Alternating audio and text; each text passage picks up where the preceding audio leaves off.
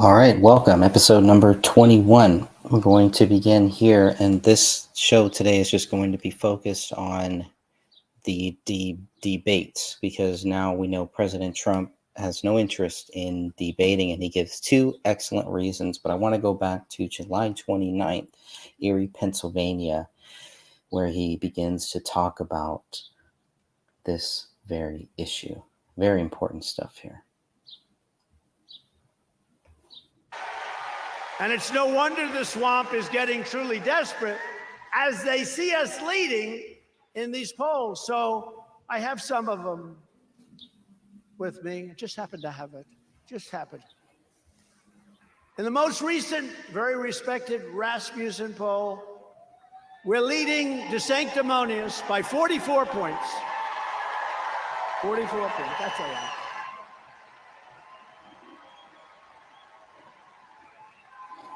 We're leading them by 44 points, 57-13. Mike Pence is at 5.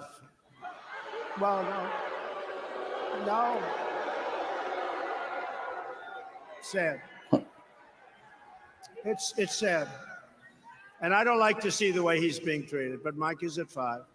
But everyone's slower than that. I mean, other people are at 1 and 2 and 0. Sir, will you debate?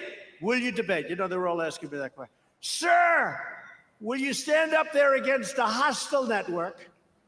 Fox. Will you stand up there against a hostile network? Remember the question I was asked by Megyn Kelly a long time ago? By the way, she's gotten religion. She's gotten religion. And stand up, listen, with like 10 or 12 guys that have 0, 1, 2, 3. I may have 75, 78, 79. And I'm going to listen to some guy like Ada Hutchinson. I call him Ada because he's boring. I don't know why he hates me. You know, I won Arkansas by a landslide. How the hell did that guy ever become governor of Arkansas? That's what I'm trying to figure out. But am I going to stand up there by guys with 0, 1, 2, 3%, maybe 4? And have them ask me hostile questions.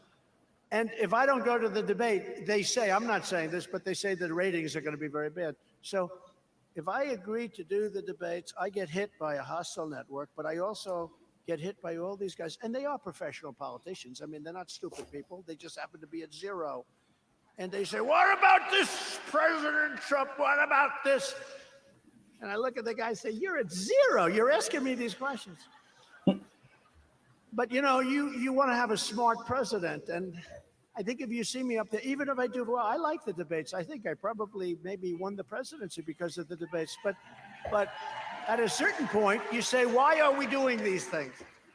Why are we doing these things? So we'll see what happens. I haven't made a commitment one way or the other. Should I do them or not? Hold it. No, wait a minute. Wait. Now take your entertainment cap, because for entertainment, everyone's going to say, do it.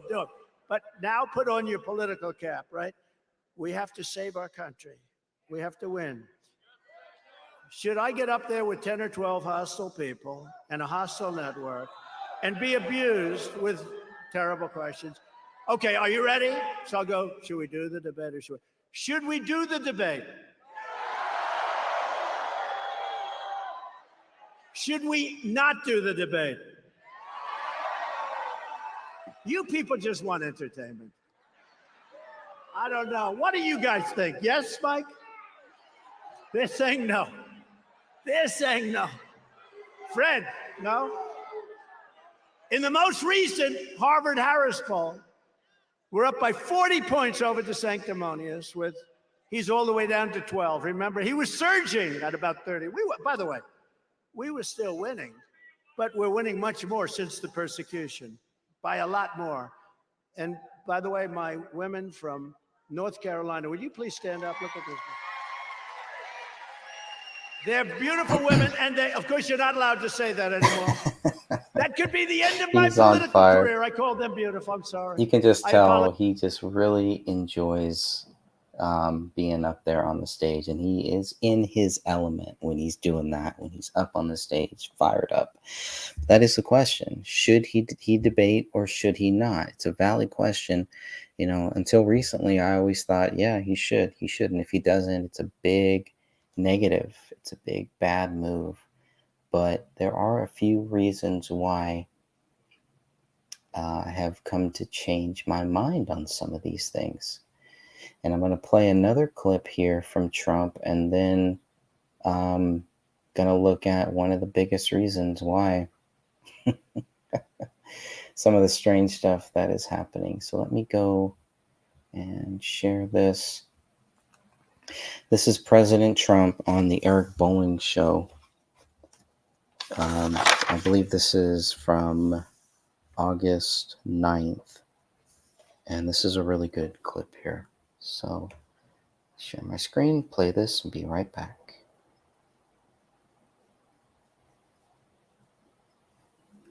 We have so much. You just open up so many avenues right now. But just to clean up, tie up the Fox debate. And you'll decide next week. What is there? I'll be announcing. Yeah, I've already decided, and I'll be announcing something next week. Because I noticed the Fox senior executives came and had dinner with you and pitched you. Did they move the needle? Well, they were very nice. Look, they were very nice. Here's why, Mr. President. The only reason I say this, I put a poll up on Twitter. At least 2/3 of the people don't want you to do the debate because they feel it could be a setup. Are you concerned about Fox setting up? Well, when you're at 75, 78, 80%, and other guys are at 0, 1%, 2%, 3%, you do say, what's the upside? Am I going to go up 1 point? But they could go up. They're not dumb people. They're senators. They're governors. They're intelligent people. You have some very good people. I think you have some very good people, and you have some people. I have a problem with the debate for another reason. I wouldn't sign the pledge. Why would I sign a pledge? There are people on there that I wouldn't have. I wouldn't have certain people as, somebody that I'd endorse. So they want you to sign a pledge. But I can name 3 or 4 people that I wouldn't support for president. So right there, there's a problem. Okay, right there, there's a problem. But I don't have to use that. Right now, no, I don't want to do that. I don't want to do that. There's no reason to insult them. But there are some people there that a lot of people wouldn't endorse, but they wouldn't be right. They're not going to go anywhere, by the way. They're not going to get it. But I wouldn't endorse it. He said that's one of the requirements for. Yeah. So you won't sign it. Well, they have 3 or 4 people that I wouldn't, who would put these people as president? If you ever put these people as president, but you'll get somebody else. There'll be somebody. But right now, I saw Kristi Noem, who's terrific. She's done a fantastic job. I watched her this morning. She was on television. They asked her, are you going to run? Because there are other people running. Are you going to run? She said, no. Why aren't you going to run? Because nobody can beat Trump. She said it, which I greatly respect. She's saying, I hope the truth. She said, why would I run? Nobody's going to beat Trump. There's not even a contest. These people are just wasting their time. Somebody like Asa Hutchinson, who's polling at 0, will ask me nasty questions. Somebody like Chris Christie is polling at 1%, and he's going to ask me nasty questions, and others too. And then you have some that are very good. Tim Scott has been very nice, and Ramaswamy has been very, very nice. These are, very capable people, very good people. But why would you do that when you're leading by so much? Ronald Reagan didn't do it. Nixon didn't do it. Many people didn't do it. And but I'm going to look at it very seriously. I'd like to do it. I've actually gotten very good marks on debating talents, but you want to be, they want a smart president. They want somebody that's going to be smart. So we have to do the smart thing. So we have to do week for Donald have Trump, to do the smart as well as thing. the 18 others charged with And racketeering that's a big deal, because what is the smart thing? And I don't know. So much. You just open up so many avenues right now. But I don't know what everybody's view is on that, but I still think, well, you want to get yourself out there as much as possible, right? You want to be, you want to be out there. So I don't know. I was kind of against it, but then if you listen to Eric Bolling's the Newsmax host, and they're talking about this pledge. I'm like, what is this pledge that they're talking about? This Republican loyalty pledge, which is very odd, very strange. And guess what? Oh, you're gonna love this. guess who has a copy of said pledge here? Who could it be? Let me share my screen so you can see. Oh, there he is, Ron DeSantis. So let me see if I can make this a little bigger. Not. Okay, maybe not. All right, so I'm going to go back. I think it was better here. Okay, so this is from Team DeSantis. See you in Milwaukee. Now, this is also dated August 9th, 2023. This is the Beat Biden Pledge. That's what this is called, the Beat Biden Pledge. It's all party line stuff. And I think at this point, people should probably realize that President Trump is not a Republican party line candidate, similar to how I believe RFK Jr. is not a Democrat party line candidate. It's not about our team, right? It's not about, oh, let's beat this guy, let's beat that guy. It's about, let's get the best person in there. And that's what makes me so hopeful for 2024, is I believe we have two great candidates. I thought we would have three. And every time I just feel like Ron DeSantis is just making some very bad moves. That's just my view. That's just what I think about it. But this is the actual pledge that the RNC, the Republican National Committee, wants all of the Republican presidential nominees to sign. And Ron DeSantis did. If this is real. I'm assuming it's real. We'll see you in Milwaukee. And that is going to happen, by the way. The first presidential debate for the Republican side will happen in 2 days. That is August 23rd in Milwaukee. But this is what the Republican National Committee wants all of their Republican candidates to sign, which President Trump said he's not signing this crap. He's not doing it. And after reading it, because if this is real, after reading it, it's like, wow, I can totally see why he would not sign this. This is garbage. This is the Beat Biden Pledge. Let's read this. So here it says, I, Ron DeSantis, affirm that I agree to appear in only primary and general election debates that have been sanctioned by the Republican National Committee, pursuant to Rule 10A11 of the Rules of the Republican Party. Follow the rules. I acknowledge and accept that if I fail to sign this pledge, or if I participate in any debate that has not been sanctioned by the Republican National Committee, I will not be eligible to participate in any further Republican National Committee sanctioned debates. Additionally, I affirm that if I do not win the 2024 Republican nomination for President of the United States, I will honor the will of the primary voters and support the nominee in order to save our country and beat Joe Biden.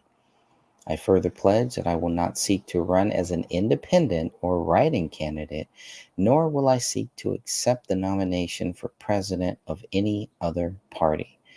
And that is the candidate's signature, which is actually dated not by Ron DeSantis, if it's really his handwriting. It looks like a third grader handwriting, but it is actually dated by the RNC chairman, Ronna McDaniel, August 9th, 2023. But this just seems like garbage to me. This just seems like garbage. And this just kind of exposes the same thing that we've been talking about. I'm just reading through some of the comments here. 3 reasons why Trump may not debate. He will not want to sign this pledge. He doesn't want to be confronted about his last year in office, nor his actions since leaving. He's afraid of Ron DeSantis. Okay. I mean, this is just craziness. I don't know. I just comply. But the fact that they want the Republican nominees to sign this, and I believe only 2 have, as far as I know, as far as has been reported, we'll see how many sign it, because it's like, if they don't sign this, then they cannot show up to these debates. But this is even weirder, where it says, I acknowledge and accept that if I fail to sign this pledge, or if I participate in any debate that has not been sanctioned by the RNC, I will not be eligible to participate in any further Republican National Committee sanctioned debates. It's almost like they really do not even want President Trump to show up. They don't want him to be a part of these Republican debates, which is just more of the same stuff. We just had 4 years with Biden of the same old, same old. And now here we have a guy that I believe is a great governor, has done a lot of great things. His actions speak for themselves. His actions are very good as a governor. But I mean, this is just more party line BS that we're just so sick and tired of. It's not about the party lines. Let's get the best person in there. But for the RNC to do this, it just really reminds me why I am not a Republican. I'm not a Democrat. I'm not a part of this two-party system, even though I like people from those two parties. And I do genuinely like RFK Jr. and I genuinely like Donald J. Trump. But I don't like this party line garbage, this party line stuff, man. We got to get beyond that. Most of the country, I think, is way beyond that. So for the RNC to do something like this, and for Ron DeSantis to sign this on August 9th is just, if it's real. I mean, the thing doesn't look real to me, but this is, I keep hearing about it, and I was trying to find, okay, where is this actual pledge here? And it should be on the RNC's website. That's where it should be, so that they're transparent with letting people know how they feel about these debates. And I'm like, man, RFK Jr. and Donald Trump, because Biden has said there's not going to be, and the DNC has said there's not going to be any debates on their side.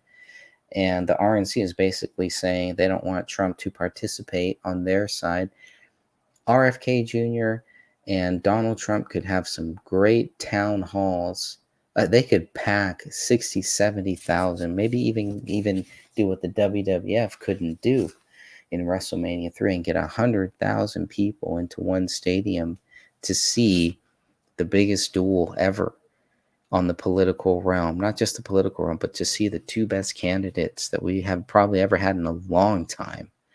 And that's RFK Jr. and Donald J. Trump in the same room, in the same building, 2 hours, 3 hours, being grilled, being asked questions from the voters, a town hall discussion that includes the voters on both sides, on all sides, because both of these two candidates can reach across the aisles, and they can reach beyond party lines. They're not just, party lines, stricken to party lines. It's not about the red. It's not about blue. It's about us. It's about me. It's about you. It's about this country. And this country needs those two candidates right now more than we ever have. That's the way that I see it. So I'll be curious to see what they do. And that is a big reason that they have to know Trump is not going to sign anything like that. And you saw what he said. He's given his reasons why he would never do that. He would never sign this stupid pledge. And this really is a dumb pledge. And so that was August 9th. You could see that interview. He still kind of kept it open. But then it came down to Sunday night. And I'm going to share that tab here. Because then what happened on Sunday night, which was August 20th, 2023, this is where it pretty much came down. And this is what President Trump said. New CBS poll just out has me leading the field by legendary numbers. Trump 62%, 46 points above DeSanctimonious, who is crashing like an ailing bird. Ramaswamy 7%, Pence 5%. How is Pence even getting that much? Scott 3%, Haley 2%, sloppy Chris Christie 2%. Ada Hutchinson, 1%. The public knows who I am and what a successful presidency I had with energy independence, strong borders and military, biggest ever tax and regulation cuts, no inflation, strongest economy in history, and much more. And then in all caps, I will therefore not be doing the debates. And they've done everything to try to keep President Trump out of these debates. Well, if that's what you wanted, you did a great job. Okay. You want to keep him out of the spotlight, put the spotlight on all of these other candidates, but it's still going to be about Trump. Even if Trump doesn't show up, these debates will all be about President Trump. Most of the questions will probably be, what are you going to do better? What are you going to do different? Where did Trump go wrong? How are you going to beat Joe Biden, right? But it's just, I don't know. So we'll see what happens with all of that. But if I have anything else, I think those are pretty much the main things that I wanted to cover just regarding the debates, which I am really looking forward to, just to watch it, just out of curiosity. But since, it doesn't look like Trump is going to participate, it doesn't look like, it's going to be anything more, and there's not going to be any primary debates on the Democrat side. The DNC has already said. So we know that President Trump will be on Tucker Carlson soon and be doing something like that. He's going to do more interviews. We know RFK Jr. has been saying this presidential race is going to be decided by podcasts. And that's why RFK is continually doing podcasts, live streams, different shows. And so we'll see where all of that goes to. But these two guys are not slowing down. All of this is just frustrating people to say, like, what is going on here? And people that are still, hopeful with the two-party system, I think this is going to really help them. This is going to wake them up. And it's going to wake them up to see that it's really, you have two candidates that are not a part of the two-party system. They're actually being attacked because they are outside of it, yet inside of it too, who know, the good of both of these parties and know the bad parts of these parties too. And they've lived through it and they've gone through it. And I'm curious to see what happens next with RFK Jr., with President Trump. They're both still out there on the campaign trail, old school style. You can see that clip that I play with Trump. That is where he is. He is in his element when he is out there just talking directly to the people. RFK Jr., the exact same thing. It's the censorship. It's the Google censorship. It's the YouTube censorship, which thankfully RFK Jr. is suing Google and YouTube by proxy, I guess, suing them over freedom of speech. And that's all that it is. They just want, there's certain power, certain people out there that are obviously scared of the other side, scared of the freedom of speech with differing views that contradict what they believe is true.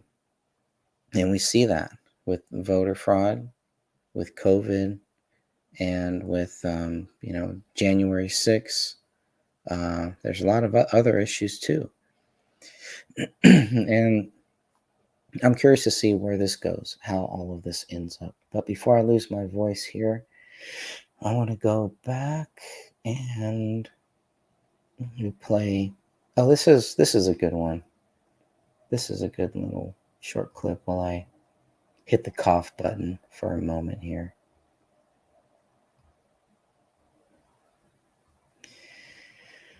Let's see. Okay. Check that. Boom, boom. Let's get it. It was weird what happened to them.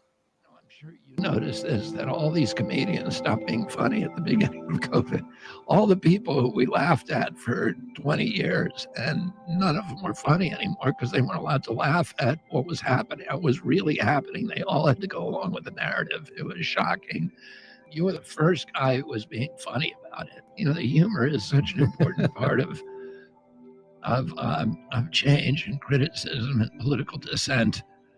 As for Jimmy Kimmel and Colbert and all of those guys, they went dead. What happened?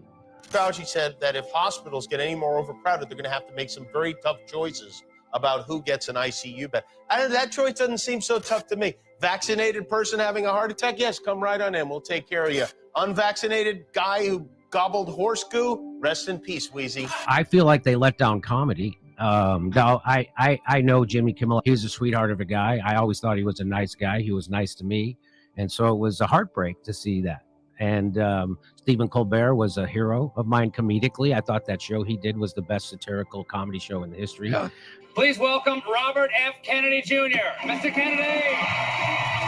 And turns out he became that character when he started hosting his late night show on CBS. He became the character he used to be, just repeats talking points and establishment. I mean, it was nuts to watch. It was heartbreaking. And so I appreciate the nice words from you on that. And I feel, I used to always be very proud to be a member of the stand-up comedy community. And boy, it really left me. If you like this video and you want to help me become president of the United States, go to Kennedy24.com and donate now. That's right. That's right. And that's good stuff there. And it's sad. It's sad that, like they were saying, the comedy, things change. Things change. A lot changed with COVID. The regulations changed. The freedom of speech changed. A lot of that changed. And people dying suddenly also changed too. Or all of a sudden we're seeing just a lot of strange things happening. It's a very strange world, stranger in a strange land. So that was great. I really liked that clip. And RFK he's just doing such a great job. I'm really impressed, The more that I look at him, the more that I listen to him, there's just some very awesome stuff that he is doing. And so I want to go and play. This is about maybe a 5-minute clip, since we've done a lot on Trump here. And I do want to play this. All right, now let's turn a few minutes of this one here with our RFK Jr. going back to what he's going to do on day one. We've talked a lot about what we know Trump is going to do on day one. Let's take a look and a listen to what RFK Jr. plans to do on day one. All right, now let's turn to government censorship. What's going on with this government censorship? 2 attorney generals brought a case against the censorship by the White House. One of the things that it says in this lawsuit is that I was the first one that was censored by the Biden White House. Biden came in on January 21st, 2021. On the 23rd, White House officials contacted Facebook and asked them to take my account down. And I lost my Instagram account, which is part of Facebook, 3 weeks later, 900,000 followers. There was no misinformation on that account. Every posting that I made was cited to a peer-reviewed publication or a government database. They had to invent a new word called malinformation. Malinformation is, and this is in the judge's decision, is information that is factually correct, but it is inconvenient or disapproved by the government. Many of the things that they were censoring were things that had nothing to do with COVID. They were censoring Hunter Biden's laptop. At one point, they were asked to censor a parody of the president. If elected president, what do you do or not do about any of these things? I will immediately, the first day in office, order an end to all attempts by federal agents and federal agencies to censor the speech of Americans. Political speech shouldn't be censored. The government should not be able to propagandize the American people. That was the law until 2016, and that needs to be withdrawn. If you like this video and you want to help me become president of the United States, go to Kennedy24.com and donate now.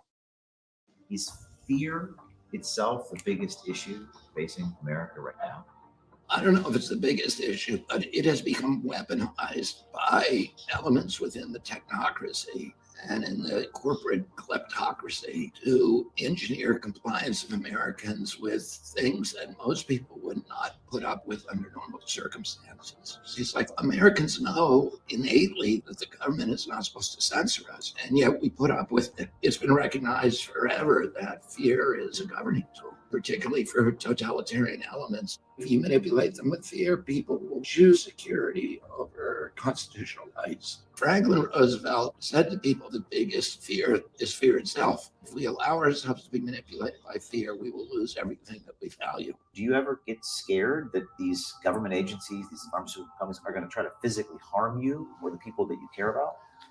I don't get scared about it, and I don't worry about it, but I'm aware of that danger. I feel like this is my country, and I have a duty to fight that kind of stuff. There was a generation in this country in 1776 that put their lives on the line. A lot of them died and put their fortunes on the line and their property and their reputations, their livelihood, in order to give us the constitutional rights that we now take for granted. And in 1 year, we saw so many of those constitutional rights just eviscerated. And we have to be willing to make the same kind of sacrifices they did. There's a lot worse things to me than dying. And one of those is having my kids grow up in America where they do not have the constitutional rights that I grew up with. If you like this video and you want to help me become president of the United States, go to Kennedy24.com and donate now.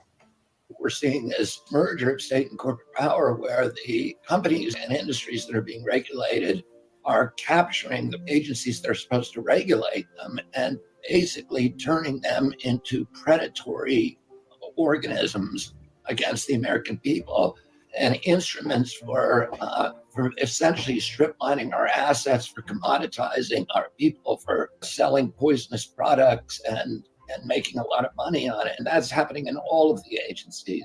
USDA, the Department of Agriculture, agribusiness has weaponized that agency to destroy the small farmer and destroy good food in this country. Cargill and Monsanto and Bo Pilgrim and Frank Perdue and John Tyson are running that agency, and they're not running it for the benefit of the American people. FDA gets 50% of its budget from pharmaceutical companies. NIH and NIH individual scientists are allowed to collect royalties on pharmaceutical products that they regulated and developed. The regulatory function has been subsumed by the mercantile ambitions of the agency itself and individuals who are supposed to be protecting us. If you like this video and you want to help me become president of the United States, go to Kennedy24.com and donate now.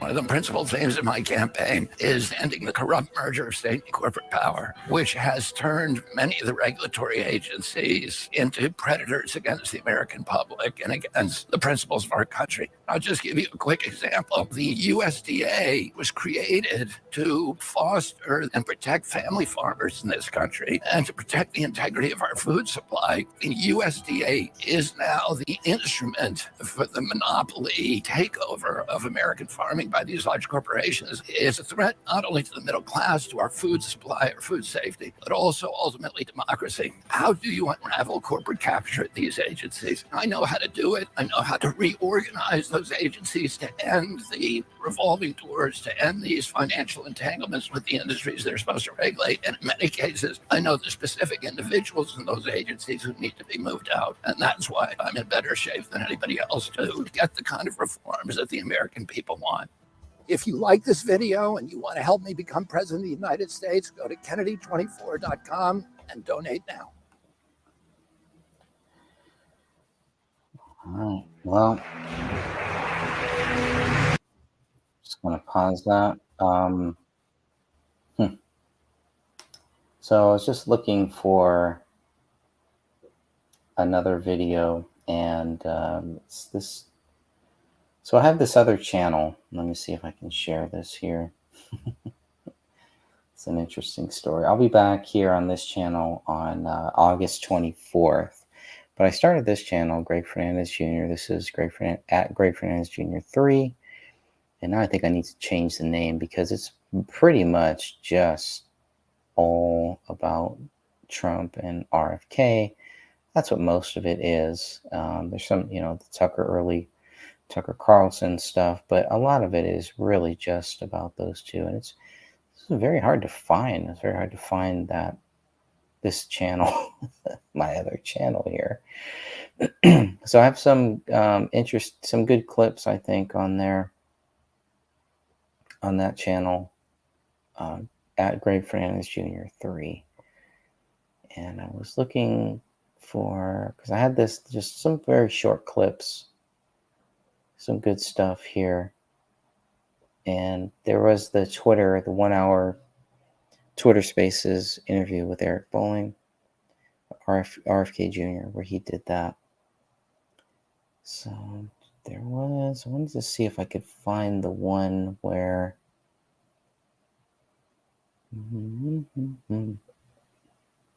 Kennedy was talking. I guess the one with Joe Biden is probably good enough. So I'll be back on this channel very, very soon, within the next week, most likely. So I have too many channels here now because I don't know what's going on. YouTube is just so crazy. Their censorship is out of control. That's the best way to really say it. So around this time, about 3 months ago, is when about 3 months ago is when I started looking at some of the Kennedy stuff. So RFK announces, that was a great one. Then he's got some, I'm going to play this here. To another story we first told you about yesterday, Democratic presidential candidate Robert Kennedy Jr. kicking off his push for the White House here in San Diego. The son of Robert F. Kennedy hosted a fundraising event at Humphreys by the Bay last night. RFK Jr. is an environmental lawyer who has blasted his fellow Democrats over COVID-19 lockdowns and says he's against COVID vaccines. We asked him what else sets him apart from his Democratic colleagues. Everything sets me apart from my Democratic colleagues. Are advocates of war. They are advocates of censorship. They were happy with the lockdowns, even though the lockdowns shifted all of this, $4 trillion in wealth from the middle class, who the Democratic Party is supposed to be representing, to this, to the super rich. And none of those things are good outcomes in my view. And I think the Democrats should be fighting for the middle class and for the poor, and not for the, billionaires. I have big differences with how President Biden is running the country and the direction he's taken the Democratic Party. I don't think it's a good thing that the Democratic Party has become the party of war. We become the party of censorship. The Democratic Party has forgotten its traditional constituencies, the cops, the firefighters, the people who are the core of the working people, working Americans, the core of the Democratic Party. And I don't like what happened in the lockdowns. Lockdowns were a war on the poor in this country, on blacks, on minorities. It was a $16 trillion debacle. This is Robert F. Kennedy Jr.'s first public gathering since announcing his bid for the White House. That was a good one. That one I really liked. So let me go back. Thank you. See, there's some other ones there. He did the town hall on Hannity. This is a 4-minute clip, RFK Jr. and Joe Biden.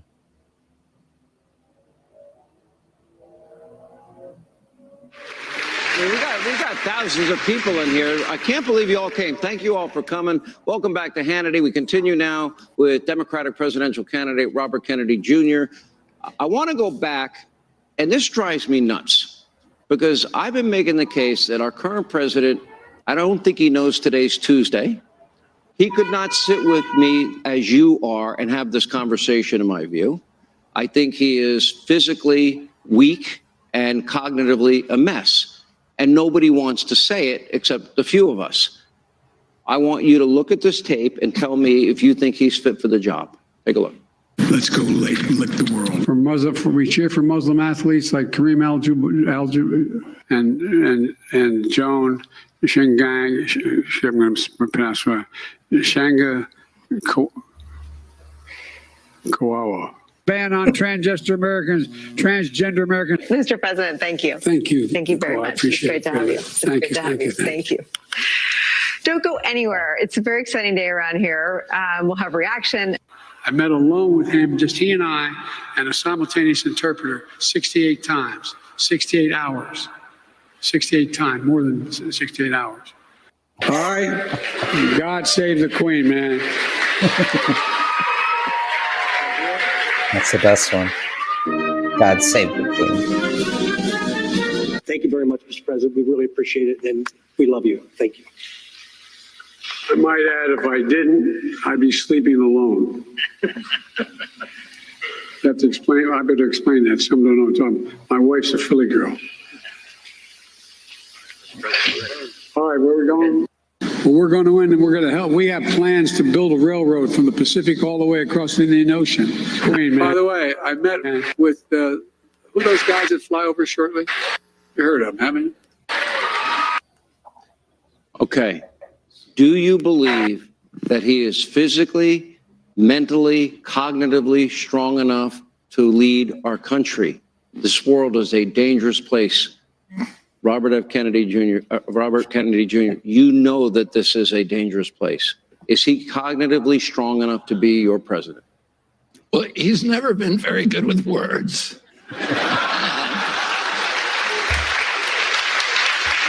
You know, all right, you get an A+ for that answer. Is he up to the job? First of all, let me ask, how many of you here think he is not up to the job? Let me hear. Now, I know that there's a reluctance for politicians, and you're a Democratic Party guy. You said that at the censorship hearing where they censored you. And you've devoted your life to things you believe in, and it's probably hard for you to say that. But do you really think he's up to the job? No, but I'm not reluctant to say that for partisan reasons, Sean. Okay. What I've tried to do during this campaign is avoid personal attacks on people. I will say whether he's up to it or not, whether he's making his own decisions, the decisions that are coming out of the White House are bad decisions. Right. And, you know, the Democratic Party does not censor people, in my experience. We're not the party of war. We're not the party of the neocons dictating foreign policy. We're the party of the middle class, and we're the party of working people. And that's not where the party is anymore. Beautiful.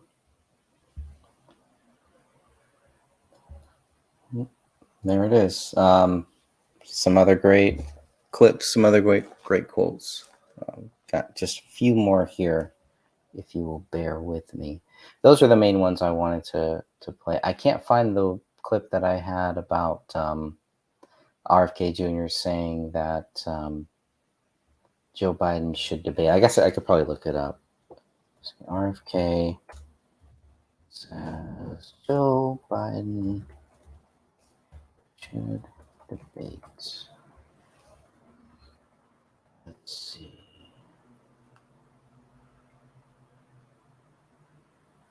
Trying to find one where he actually says it himself. He's got one. Oh, well, I'll play this. We'll see. This is an interesting one because this was one that almost, well, I played. So this one that I'm about to play here, I did have the whole video, and of course, guess what happened? It got nuked. It got nuked, but the original is still up. It's the exact same video. So this is the News Nation town hall that apparently is not it's not medical misinformation if you play it, if News Nation plays it, but if we try to replay it, it's medical misinformation. Explain that to me. Explain the bias to me there. I'm going to play this. Before that, though, I want to say you're asking Democratic voters in this room and across the country to do something that hasn't been done in 167 years in this country, to vote out a president of their own party. Not to mention replace him with somebody who hasn't even held elective office. Why should they take that chance? Well, you know, I mean, I'm running because I feel like my party has lost its way. That the values that my uncle represented, my father represented when they were Democrats, have been neglected, let's say. And I want to try to bring the Democratic Party back to those values, the values that were, you know, in favor of focused on the middle class in this country, focused on labor, on racial, on the well-being of minorities in this country, focused on the environment, particularly on civil liberties and freedom of speech, which the party has seems to have forgotten about. And the party traditionally was anti-war as well. My uncle, President Kennedy, was asked by his best friend what he wanted on his epitaph, on his gravestone, and he said he kept the peace. He said the principal job of an American president is to keep the country out of war. And the Democratic Party has represented those views since its inception. And I think, particularly what we're doing now in the Ukraine is a departure from that. And I don't mean that, I'm very, very sympathetic to the Ukrainian people, and I am not sympathetic to Putin, who invaded the Ukraine brutally and illegally and unnecessarily. But we have neglected many, many opportunities to settle this war peacefully. And by the way, my son, Connor, went over to the Ukraine and fought for a special forces unit. He was a machine gunner, and he fought in the Kharkiv offensive. And so I, myself and my family are very, very sympathetic to the Ukrainian people. I think the way that we have conducted the war is bad for the Ukrainian people, is terrible for the Ukrainian people. Thank you for watching. Go to newsnationnow.com to find News Nation on your television provider. And don't forget to click the red subscribe button below to get more of News Nation's fact-driven, unbiased coverage. Yeah, don't forget. Over the past- Don't forget. So that was good. That was good. Always enjoy hearing RFK Jr. Wasn't the clip that I remember that I had, but there's just so much. It's so hard to keep up, and it's so hard to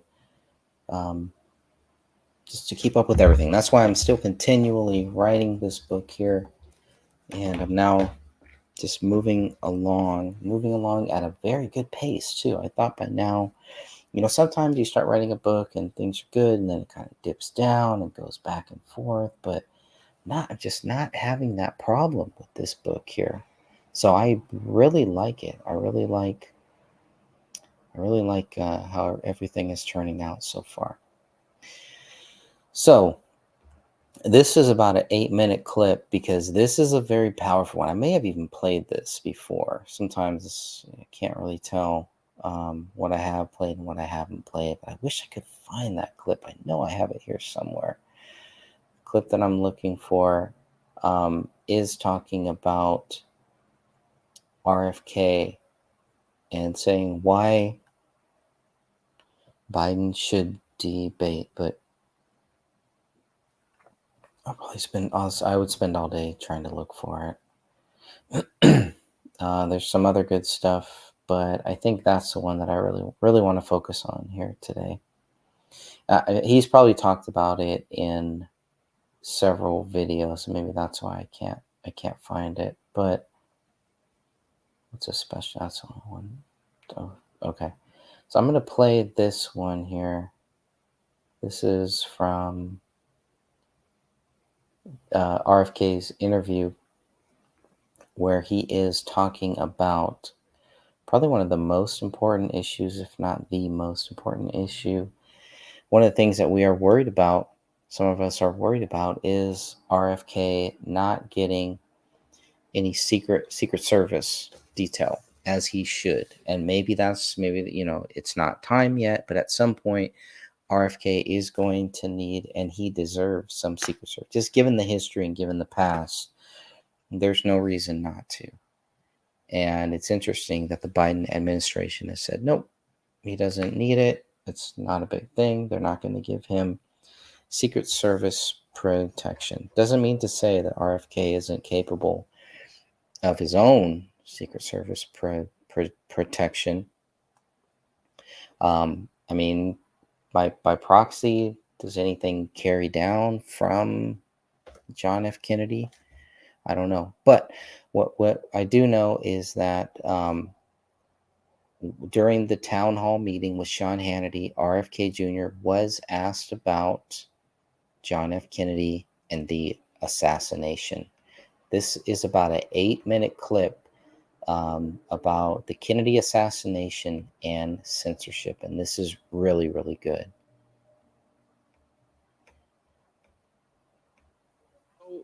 Let me ask you about your life. I look at your life.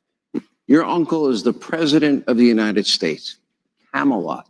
We all know so much about the presidency of your uncle, the short presidency of your uncle, and your father, the attorney general at the time. And then your father makes a run for president.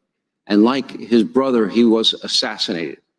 You have suggested that you believe there was a conspiracy within our government, intelligence agencies, more specifically, you mentioned the CIA, and that you even believe yourself today, because of your last name, I'm assuming, that your life could be in jeopardy. Why do you believe that they were involved in the assassination of both your dad and your uncle, and maybe that you may be a target? Well, I haven't said that I may be a target. People have asked me if I mean, there's always, for anybody who runs for president. Anybody who's on Fox is a target, but go ahead. So, you know, I think I've taken a lot worse risks in my life than running for president. So But it's also got to be hard. You lost your uncle, you lost your father. I mean, that's horrible. Yeah, but what are you saying? Are you? No, so why do you think that our government could be involved in Oh, well, you know, listen, when the Warren Commission, obviously, which was run by Alan Dulles, who was the head of the CIA, who my uncle fired, found that it was a lone shooter, which was Lee Harvey Oswald.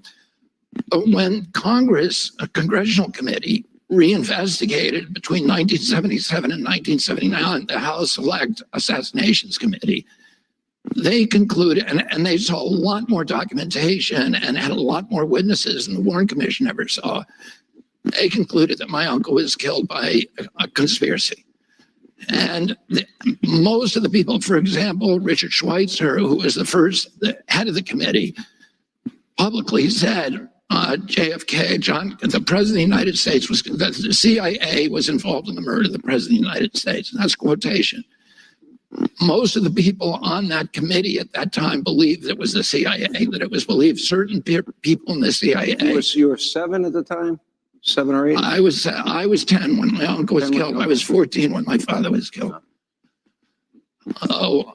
You know, and today there's overwhelming evidence. I mean, in fact, why don't the government needs to release all of the files on it and let be transparent. Let us see the. Yeah, well, that's a good question. There's still, you know, the law requires there's a law that requires that all the records of John Kennedy's assassination be released to the public 10 years ago. So they're still holding 5,000 documents.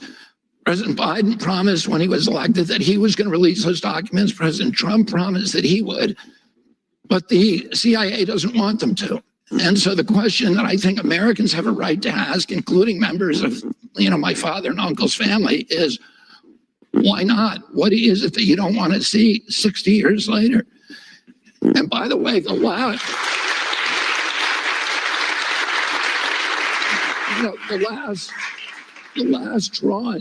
tranche of documents released had documentation in there that finally got even the New York Times to admit that Lee Harvey Oswald was a CIA asset, that he was working for the CIA.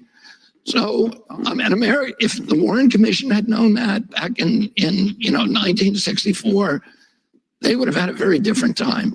And the House Assassinations Committee never knew that. That was released. We've known that we've had documentation that known that at least a decade. But some of that documentation became overwhelming in this last tranche. And finally, the mainstream media acknowledged that, yeah, he had this relationship with the CIA going back to 1957 or 1958. We have a minute left in this hour. And I want to ask you this. You're talking to the American people tonight. Why should they vote for you for president? Tell them, in a 1 minute final statement. I mean, I'm running on I think most Americans were at each other's throats today. We have the worst polarization that we've ever had since the American Civil War. It's more dangerous and more toxic. Well, the 60s was a little crazy too. I mean, The 60s were, when my father ran, it was, there was a lot of division at that time. But it's hard to see how this is ever going to end well. And what I've said is I want to end that polarization, and I want to do that by telling the truth.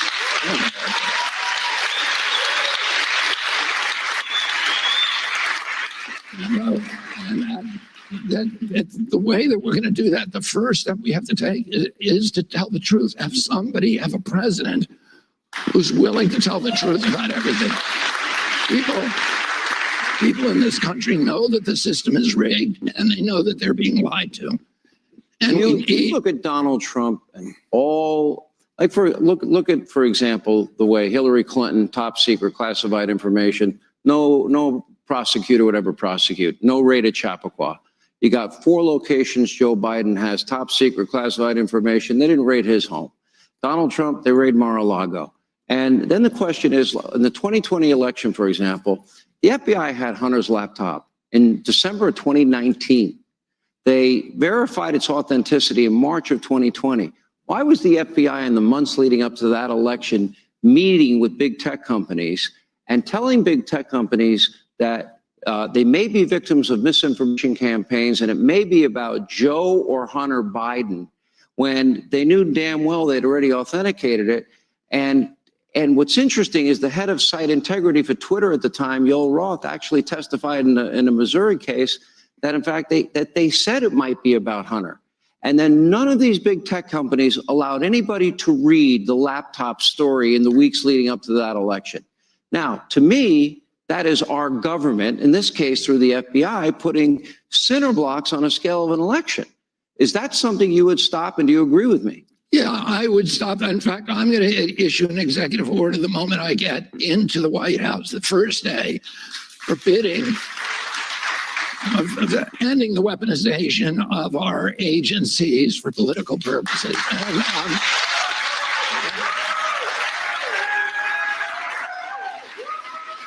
And it's worse than it's ever been.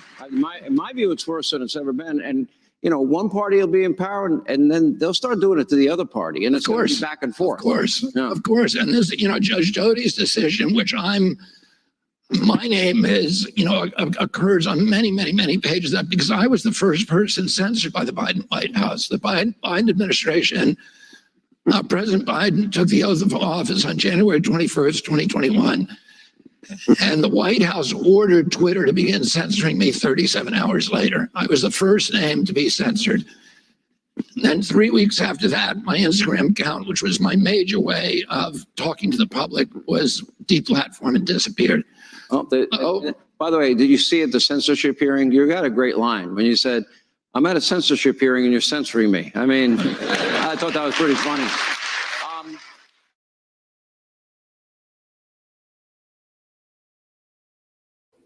That was good. That was good stuff. Okay, so I think one of the last things that I do want to share here is just going to read this article. Biden quietly sells off border wall parts to thwart GOP push to use them. Now, I found this, again, please, if you're on Twitter or X, whatever you want to call it, follow Robert F. Kennedy Jr. and posted 14 hours ago. Dems have lots of zeal to score points against Republicans, but not much zeal to end the humanitarian crisis at the border and in our cities. Let's read this article here together. Biden quietly sells off border wall parts to thwart GOP push to use them. This is from the NY Post. The Biden administration is quietly auctioning off millions of dollars worth of unused parts from former President Trump's border wall for peanuts in an apparent in-run around pending legislation in Congress. Since April, GovPlanet, an online auction house specializing in military surplus, has sold 81 lots of steel square structural tubes. intended for use as vertical bollards in the borders barriers, 30-foot tall panels, hauling in about $2 million. On Tuesday, GovPlanet netted $154,000 for 729 of the 28-foot tall hollow beams, sold in 5 separate lots for an average of $212 apiece. 13 more lots are set to be auctioned on August 23rd and August 30th. But just last month, as part of its annual defense appropriations package, the Democrat-led Senate passed a Republican-sponsored bill aimed at forcing Biden to stem the worsening migrant crisis at the U.S.-Mexico border by extending the wall. There's a good picture of that wall right there. And there's those parts they're probably selling off. Structural tubes like these, purchased with taxpayer funds, were meant to form panels in Trump's U.S.-Mexico border wall. Up to $300 million worth of taxpayer-funded wall components have been left to rust since Biden came to office, Republicans have said. The Finish It Act will make the feds use those materials on new wall construction or hand the remaining stock over to states like Texas for use in their own border defense projects. Now the Biden administration is rushing to get rid of the wall leftovers before the GOP-led House can pass a matching version of the bill and make it law, critics told the Post. This sale is a wasteful and ludicrous decision by the Biden administration that only serves as further proof they have no shame, Senator Roger Wicker, Republican of Mississippi, the bill's sponsor, told the Post, denouncing the move as outrageous, behind-the-scenes maneuvering. Leaving the border open to terrorists while selling border security materials at a loss is Bidenomics in a nutshell, said Senator Tom Cotton, Republican of Arkansas, a co-sponsor.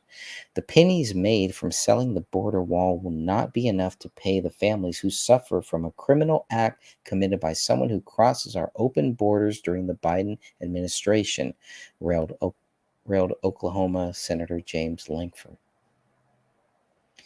Look at that. Instead, they're being sold off in online auctions before Congress can pass a law that would force their use in a new wall construction. So this is terrible. So instead of giving them to other states, they're auctioning them off at pennies. Pennies. Representative Elise Stefanik, Republican from New York, called the fire sale reckless. Our borders continue to be overrun by an unprecedented number of illegal immigrants, turning every district into a border district and compromising our national security, she said. The GovPlanet auction schedule picked up markedly in May when Wicker first introduced the Finish It Act and increased again this month, days after the Senate's defense bill passed on a bipartisan vote. The DoD spokesman identified the tubes held in an outdoor storage lot of Pima County, Arizona as excess border wall materials. Excess, right? So, I mean, instead of building the border, this is what they want to do. They'd rather sell it off. And I don't really believe it's just because it's Trump's border. I believe this is part of a bigger game plan here. The U.S. Army Corps of Engineers has already transferred approximately $154 million worth of roughly $260 million of bollard panels and other materials, according to Lieutenant Colonel Devin T. Robinson, who used Defense Department lingo for the process of consigning military surplus items to commercial resellers or the trash heap. Profits from the sale flow back to the Pentagon's budget. But GovPlanet is under strict instructions to keep the border wall connection hush-hush.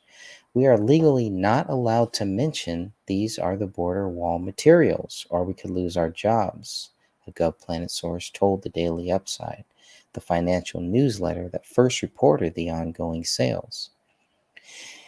And while the lot listings scrupulously avoid identifying the tube's original purpose, viewers of the company's Instagram pages weren't fooled. Good for building a wall, a user called Honest Jake wrote on August 3rd under a GovPlanet Instagram post touting the sale of industrial steel tubing, an entry that was deleted from the social media site Friday. Why don't you put that up instead of selling it? Added Brian Prewitt. This is why taxpayers are just about done paying taxes. Look at that. So instead of putting it up there, you see what they want to do. So pretty good article there. And you can read that whole thing. But I think you get the idea. Pretty sure you get the idea of what's going on there. Really sad. Really sad. Terrible stuff happening. And we'll see what happens next. We'll see what happens as we enter into 2 days now. We will have the first primary debate, which won't include Donald Trump. So who cares? It's not going to really. It's going to be a good roundtable talk, I'm sure, with some of these people. But I'm really curious to see what Republican candidates go after Donald Trump and which ones don't. And I can name 2 or 3 that probably won't go after Donald Trump, that may actually support him, that may actually speak out in favor of him. So we'll see what happens with that. That should be interesting stuff. Let's see if there's anything else. I was looking at nothing really new on Truth Social. Let me just see if there's anything that I can find on Robert F. Kennedy's website. Or else I think we're good to go. Let's look at the press. What's new in the press? Always some good stuff here. RFK Jr. opens first South Carolina office, shares message of economic hope. There we go. The positive stuff. Lots of good positive stuff there. Let's keep going. Okay, so let's look at some of the news coverage. Don't think I've missed anything. Robert F. Kennedy surges in South Carolina among likely Democrat primary voters. Yeah, he's going to surge here a lot. And for good reason. He's visiting Compton. He's visiting Watts. I don't know if there's any video or anything that goes along with that, but that's what a lot of us will be looking for. Good stuff. Good to see, good to hear. And I'm very curious where he goes from here. Let's go to the interviews. This interview, I haven't seen this one. This one is in Spanish, but the Tucker Carlson interview was really good. That one is probably like 90 minutes long, but it's really good. Let's see what this is all about here.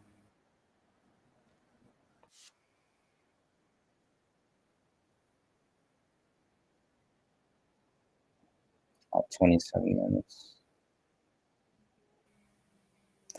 So I may just play a few minutes of this one. All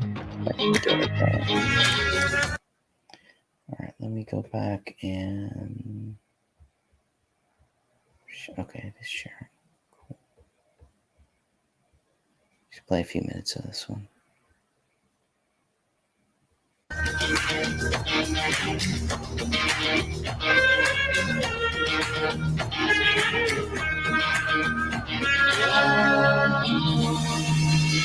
Hey, y'all, it's Trent on the loose, and interesting how the world works, isn't it? Did you know that the Indians have a powwow and a circle because they believe there's no end, no beginning? We just continue to circle through life.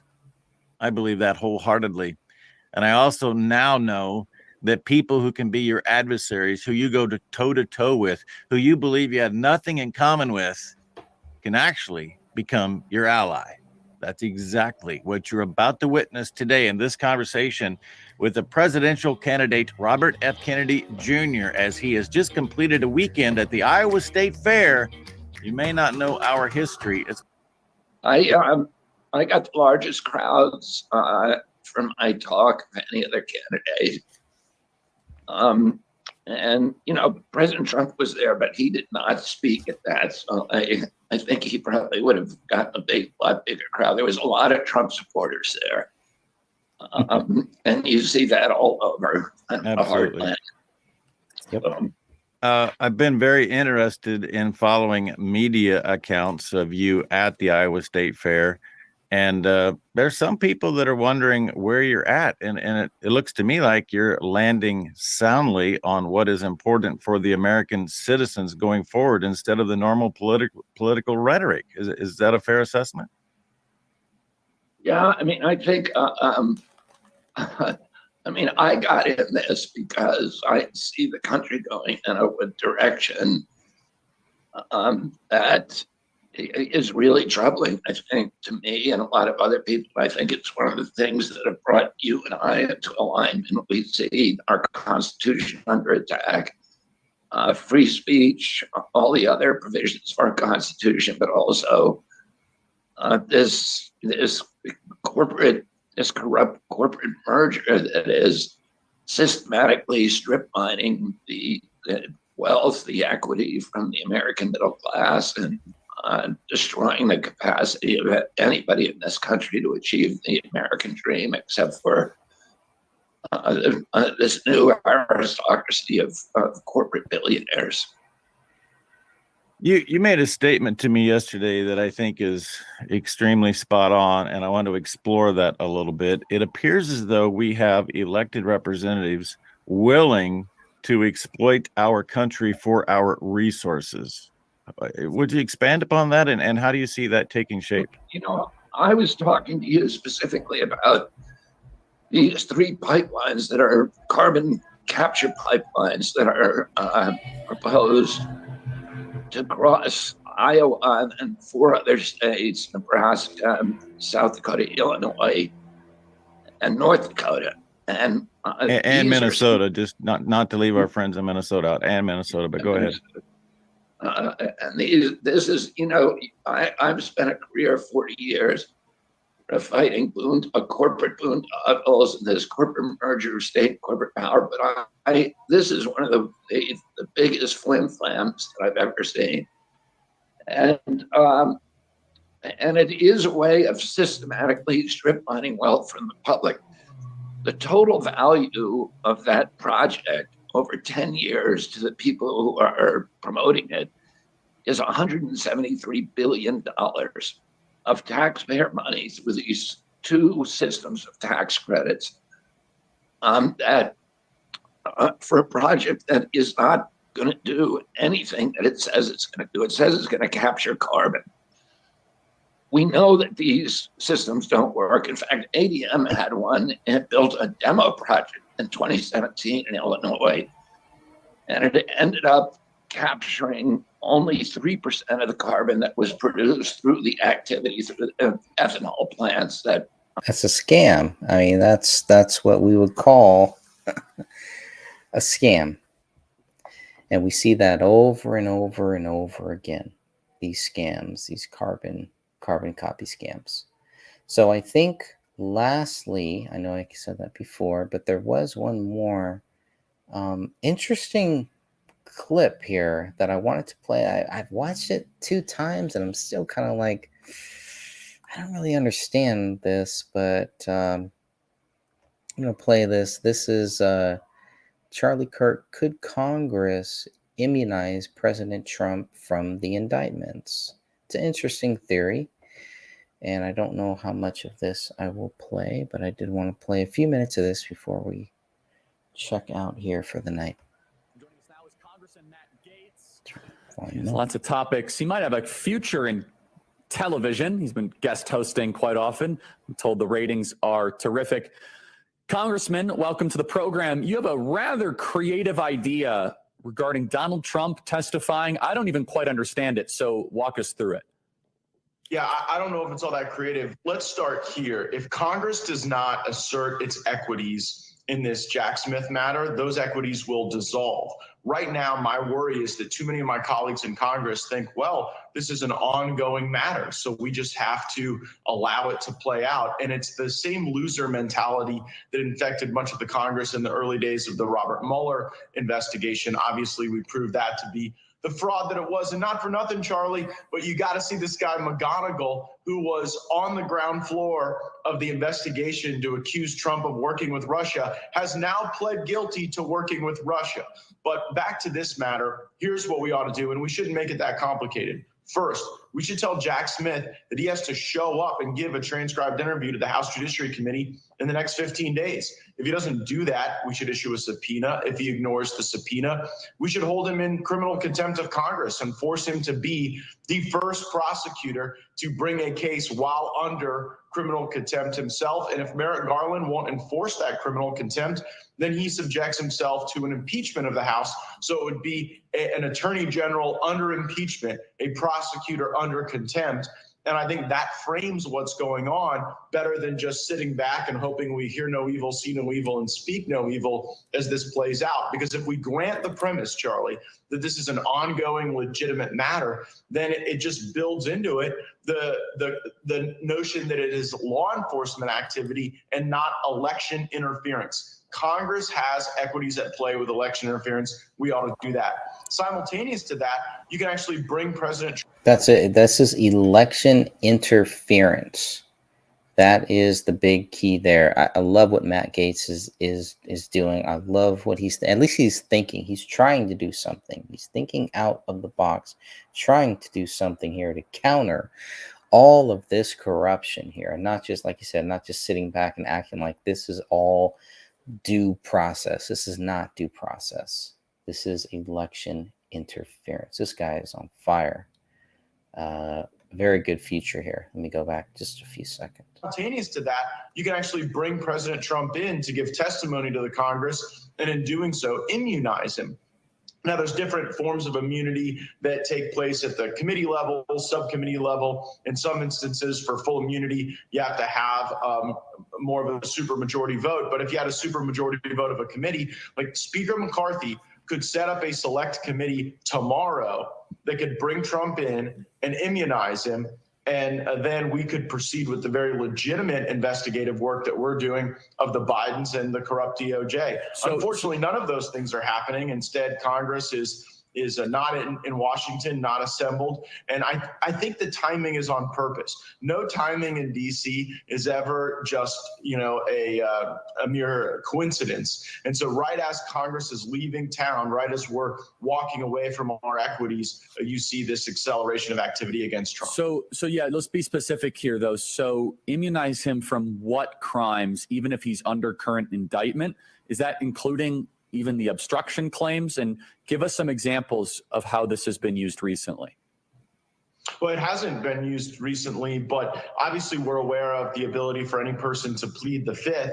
You can dissolve someone's ability to plead the fifth if you immunize them. And so Congress has this ability that's been recognized. It's even laid out in 18 U.S.C.A. 6002 and 6005. If folks want to look it up. But there, you've got the ability to say, well, we're hereby compelling your testimony. We're giving you immunity for anything you say to us and anything that would lead to. And so, for example, if President Trump came in and said, I'm here to give you testimony about the witch hunt, the abuse of criminal process, that Congress has legitimate oversight equities to resolve. And if he were to say things to us, we could immunize him for that conduct that he were to discuss. Does it take a vote, or does it frequently happens? But these aren't usual times. Is it a committee vote? Is it the whole House that has to vote on immunization? And when was the last time this statute was used? I don't know when the last time it was used. I can say it can be any committee or subcommittee that can grant immunity. So we could even bring him into the subcommittee chaired by my good friend and colleague, Andy Biggs, the crime subcommittee that has jurisdiction over some of these activities of the Department of Justice. And if Trump were to essentially become a whistleblower, you have to think about it almost like whistleblower protections. Trump, the ultimate whistleblower, potentially the beneficiary of congressional immunity on some of the information. Wait. So hold on. I just want to make sure I understand this. So that Donald Trump could be called in, let's say by the Andy Biggs committee or whatever, or the Weaponization of Government committee, which obviously he's a subject matter expert. And as long as he is giving whistleblower testimony on each one of the charges against him, that would effectively neuter the Department of Justice from being able to continue to pursue charges against him. Am I understanding this correctly?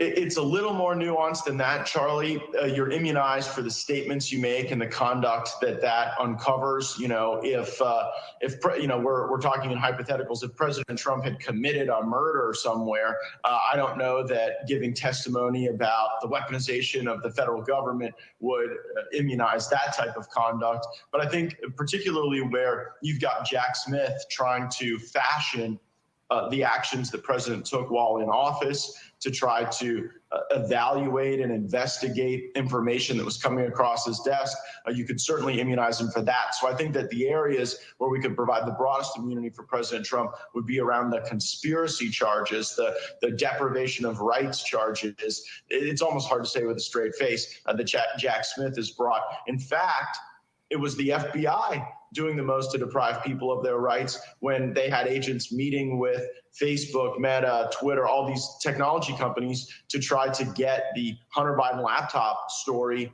just scrubbed from the entire information domain during the 2020 presidential contest. So that would be a specific area where I think we could neuter the deprivation of rights and conspiracy charges in the Jack Smith indictment if we brought President Trump in for whistleblower testimony.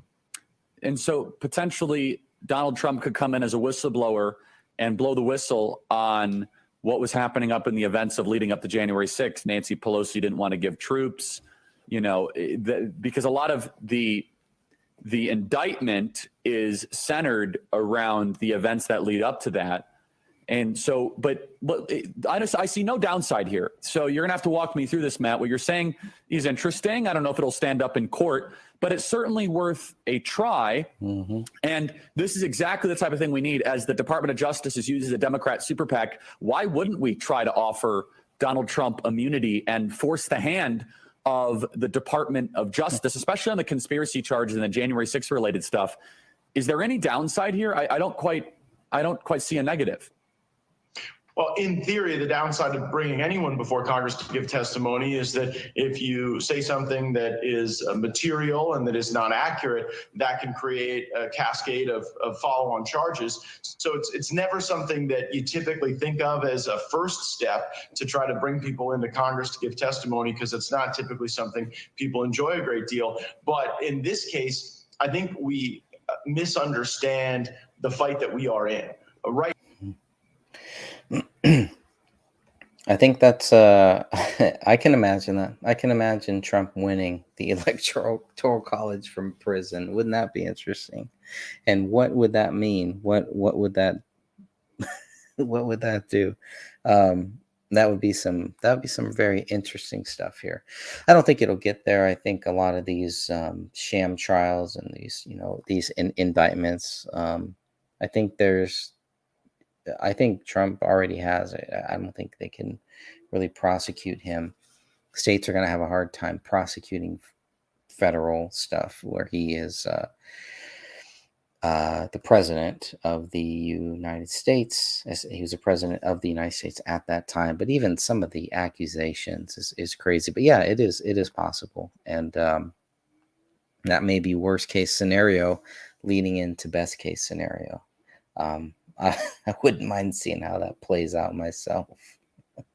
It's an interesting thought, but yes, it could happen. Right now, you have the Department of Justice functioning as the enforcement wing of the Democratic Party. And in a lot of ways, what you're seeing now was set up by Eric Holder and Barack Obama, because they got some of their most talented political operatives and they gave them the ability to bring charges. They turn them into prosecutors that are now career prosecutors and above reproach. But the reality is these are left-wing, oftentimes Soros-aligned and trained killers, and they're coming after our people, our movement, and our president. And I think that if Congress just accepts this premise that it's an ongoing matter and thus we shouldn't be involved, then you underscore the legitimacy of that very matter. That's where I'm in the minority of the majority. I want to be very clear with you, Charlie.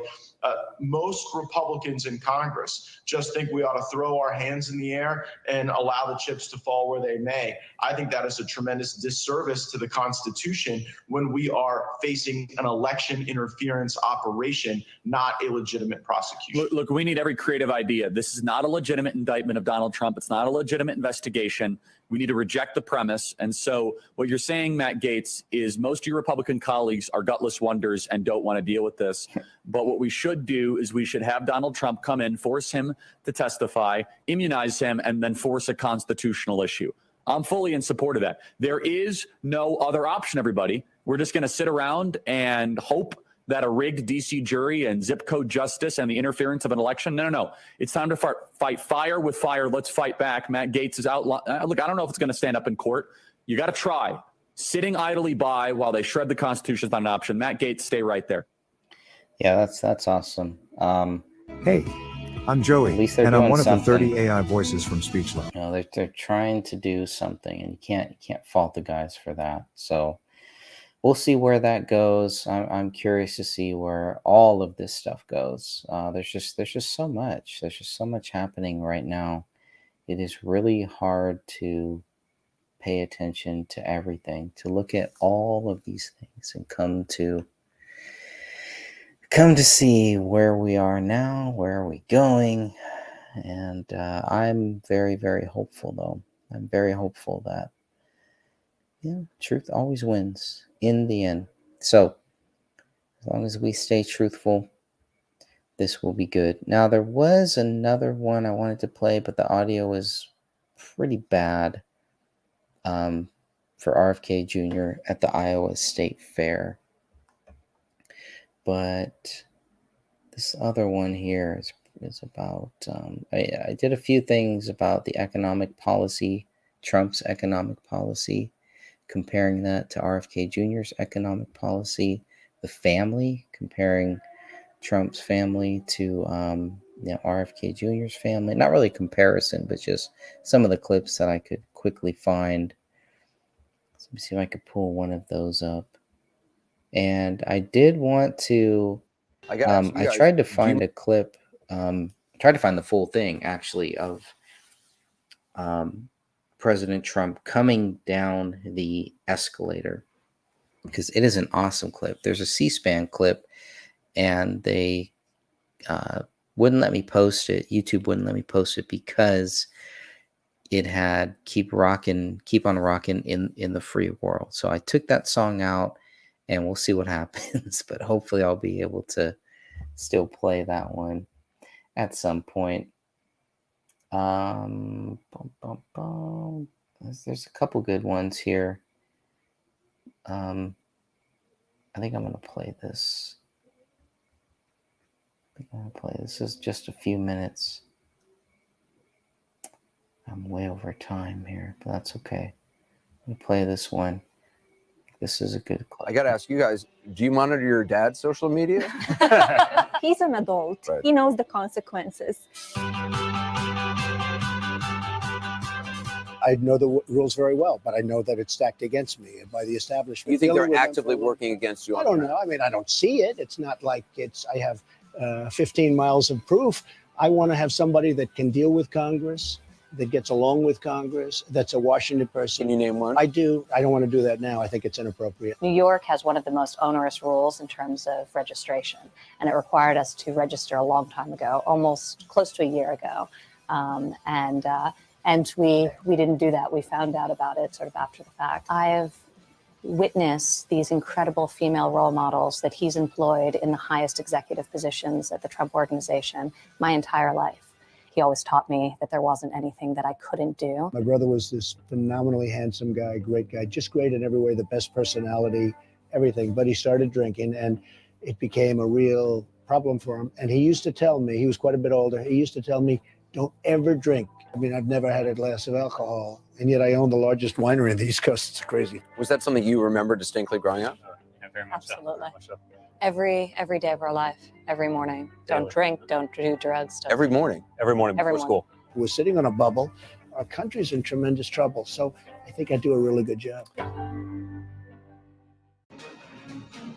Welcome back to Today, and we've stepped outside as we get set to host an exclusive live town hall with Donald Trump in our next hour. Doesn't travel alone these days. He's brought a lot of support with him. We welcome his wife, Melania, along with his adult children, Donald Jr., Ivanka, Eric, and Tiffany, all of you. Welcome. Good to have you here on the plaza.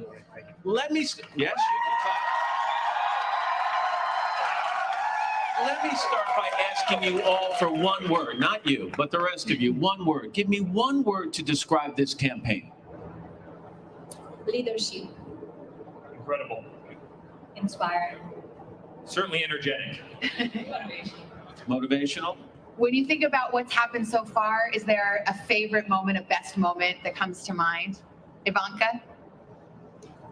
I think for me, seeing the actual rallies and seeing him interact with people all over this country has been the most amazing thing, because obviously we see it now materializing in terms of the actual votes, but seeing him inspiring so many people, seeing his message resonate so strongly, seeing the passion and the love and the enthusiasm and many of the adjectives that were used just a couple of minutes ago is pretty remarkable. So I've watched him inspire thousands of executives over the years as a leader of a large company, but now to see him do it on a much larger stage and in a much larger capacity is remarkable. I think, by the way, some of the other family members might say 3.5 weeks ago when you had a baby would be one of the best moments on the campaign. That's where I was going, Matt. That's where I was going. I don't really consider that a campaign That's moment. okay. It's It more a happened family during the moment. campaign. But Have there been moments, this family has grown up in a very high profile where you're used to the spotlight, but this is different. I mean, the crowds, the Secret Service, have there been moments, guys, when you wish you could put the genie back in the bottle? Honestly, I think no, in the sense that it's time. I mean, when you look at this country and you look at the things that happened, I think it's time to get someone who's not just the typical politician, not someone that's beholden to special interests, just doing the same old thing. They tell you what you want to hear, and then they go do whatever the people that are writing their checks do. And I think it's time, and you can see by the reaction. I've had people come up to me all over the country that we've been traveling, and I mean, some of them in tears, just thank you for letting your father do this, as though I had any control whatsoever, right? But thank you for letting him do this. And, it means so much to us, and it really is time, and I think people believe that. Melania, you've told a story before about when he talked about running. You said, well, I kind of hope you don't, but if you do run, you will win. Do you think, as far as he's gotten, has surprised even Donald about that it's really gotten this close where he's about to clinch the Republican nomination potentially? yeah, it's unbelievable what is going on. And for so long, he's number one for now 10 months. And I never thought about it. I know his energy. I know how people love him, how they connect to him. He's telling the truth. And I said, if you will run, you will win. So did he believe that then? I don't know. You need to ask him that. Did you? Yeah, I'm not so sure. She believed it. I'm not so sure. But yeah, I had confidence. I know the people of the country, and they want to see things happen. And honestly, they want to see things happen quickly. Let me ask you all this question personally, not politically. You've been through a wild ride over this last year. You've watched the ups and downs of this campaign, the great moments, the difficult moments. You're now getting to a point where it looks like he's going to get the most votes of any candidate on the Republican side. You're going to go to Cleveland. How is it going to feel personally if the rest of the Republican Party does whatever they can to prevent him from getting the nomination? Personally.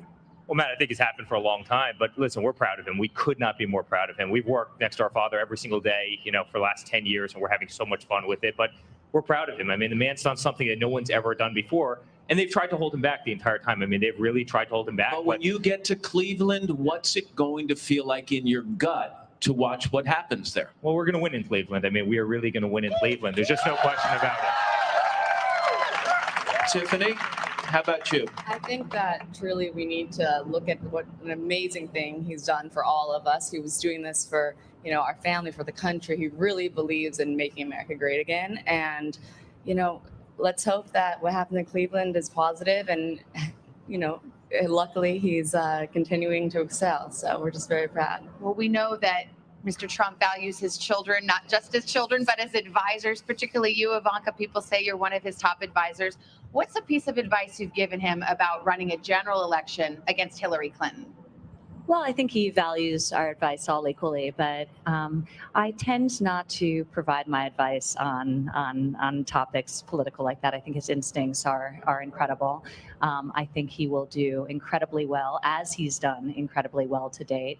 And really, my role as his daughter is to support him. I'm obviously his advocate. I've seen what he's done, both as a parent on a personal level and as a leader who's grown an enormous business and succeeded in many businesses, building many businesses and setting the vision for them. So I have no doubt that he can apply that to this country and fix the many problems we have. So I am his daughter and supporter. So that's the extent of it. All right. So this. I was just looking at some of the things that have been posted here to Truth Social. I did want to go over just a few of these things because we know what's happening, and we know where the media is going to focus. They want to make it seem, I mean, this is really like a punishment for doing nothing, right? They want to punish Donald Trump for his freedom of speech, for what he did to try to defend himself, and they're going after him. So this is what he said about 3 hours ago. Can you believe it? I'll be going to Atlanta, Georgia on Thursday to be arrested by a radical left district attorney, Fani Willis, who is overseeing one of the greatest murder and violent crime disasters in American history. In my case, the trip to Atlanta is not for murder, but for making a perfect phone call. She campaigned and is continuing to campaign and raise money on this witch hunt. This is strict coordination with crooked Joe Biden's DOJ. It is all about election interference. Absolutely. Absolutely. It's all about election interference. The failed district attorney of Fulton County, Atlanta, Fani Willis, insisted on a $200,000 bond from me. I assumed, therefore, that she thought I was a flight risk. I'd fly far away, maybe to Russia, share a gold dome suite with Vladimir, never to be seen or heard from again. Would I be able to take my very understated airplane with the gold Trump affixed for all to see? Probably not. I'd be much better off flying commercial. I'm sure nobody would recognize me.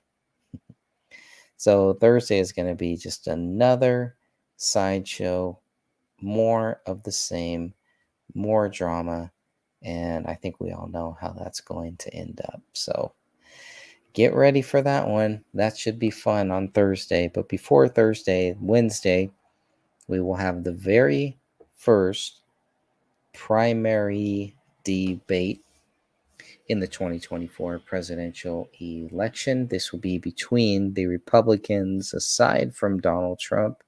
As far as we know, he will not be there unless he makes some type of August surprise and shows up there. But I'm not counting on it, especially after the pledge they wanted him to sign, which is just ridiculous.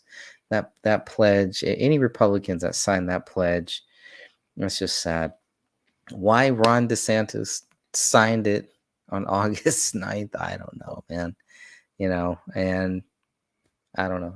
To me, it just shows Trump is not a party line candidate. He's not a party line person. He's not thinking about what is best for the party. He's thinking about what is best for this country. And if the Republican nominees don't understand that, let's do what's best for this country. They want to do what's best for this party. Well, that's part of the problem why for so many years people have been fed up with the two-party system, with these two parties that look and act the exact same, two wings of the same ugly bird. And now at least we have two great candidates, Kennedy and Trump, who come along and are focused on the real issues here. And even more so, you're even hearing more where President Trump is talking less about Republican ideals, Republican this and Democrats that, because he understands this is bigger than just the Democrats and the Republicans. And he's got a guy like Brian Kemp or whatever his name is, that governor. And so it's not just the Democrats, the Democrat elites that are going after Trump. It's the Republican elites too, the same ones that will flip-flop whenever they need to, right? Look back in 2016, who was standing next to Donald Trump when he won? Chris Christie. All these guys that were standing there, Jeff Sessions, all these guys that were there with him. What happened? So Trump has always said his biggest problem, the biggest mistake he made is with people, putting the wrong people into these high profile offices. And he also made a very big statement by firing some of those people too. So we'll see where all of that goes. I'm very hopeful for 2024. I think we're going to get Trump back in office in 2024. And I think RFK Jr. will have a very big part to play before all this is over. So God bless you all. Thank you again. And until next time, stay safe. Put Christ first. Jesus loves you. Be the best you can be. Do what is right.